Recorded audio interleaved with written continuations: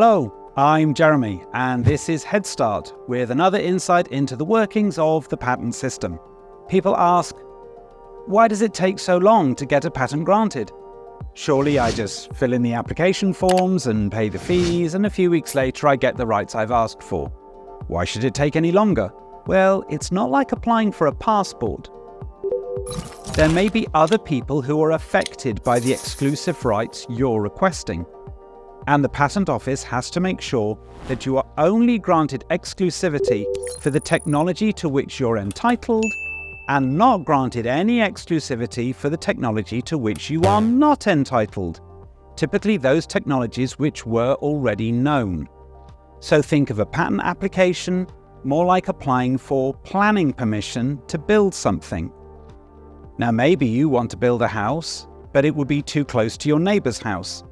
So the ways in which you are prepared to compromise or make changes to your planning application will determine what permission you get at the end. And so it is with a patent application, with objections raised and amendments offered over many months until a final form is acceptable to both sides. And how much would the total planning permission process cost in terms of money and time?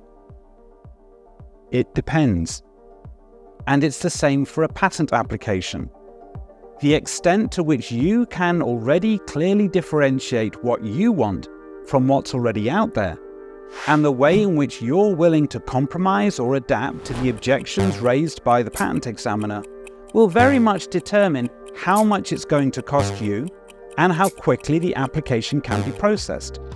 As shown in this flow diagram on epo.org, there are various steps in the application process, and if you handle those well, they will go quicker. If you hit some problems, it may take you longer to resolve those. Certainly you should be looking very closely at the search report that you receive within 6 months from first filing, because the European Patent Office's search report will also come with a written opinion on patentability that will give you very clear guidance as to your likely chances for success or what difficulties or obstacles you may face in the months and years ahead. Armed with this information, you can start taking good decisions, even in your first few months. If necessary, you can adapt your application, and hopefully it should sail through the later examination and amendment rounds much more easily after publication as it goes on to grant. In the meantime, you can be testing the market with your invention, showing it to investors to attract funding, pitching it to potential licensees. The costs for maintaining a patent once granted in many countries can be considerable, so having a few years delay between the initial filing and the final grant can help enormously to spread those costs. Good luck!